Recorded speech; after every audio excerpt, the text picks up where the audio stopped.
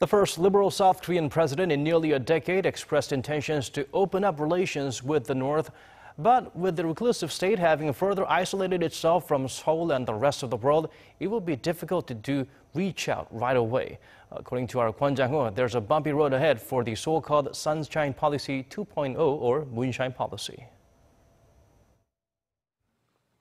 On his first day in office, newly elected South Korean President Moon Jae-in was quick to differentiate himself from the previous administration as he looked to actively reach out to North Korea.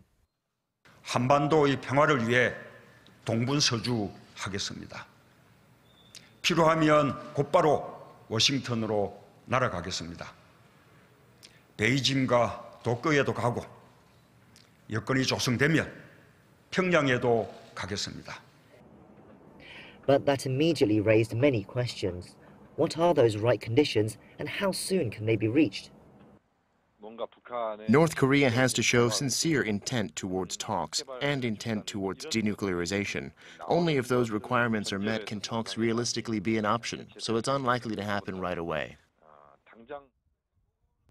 However, some argue North Korea's actions over the last few months might have put them in an awkward position where they might be more willing to make concessions.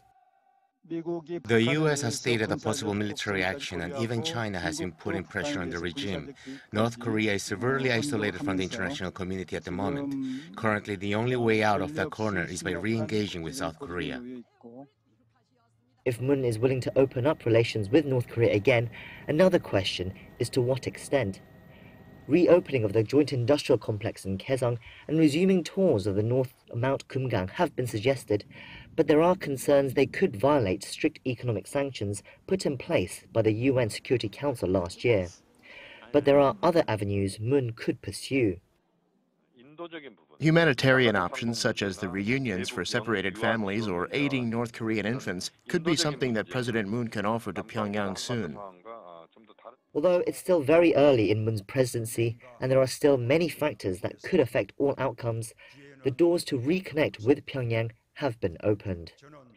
Kwon Jang-ho, Arirang News.